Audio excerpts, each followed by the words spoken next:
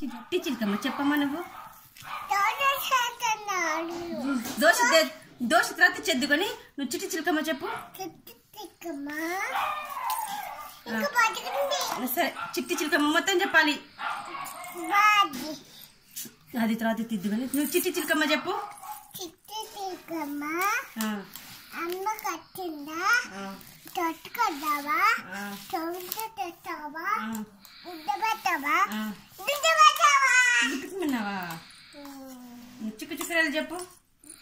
చిక్కుడా దిక్కుడే అట్టండి దూరాడగండి ఆగనాగండి. సరే 1 2 ఏబిసి చెప్పు.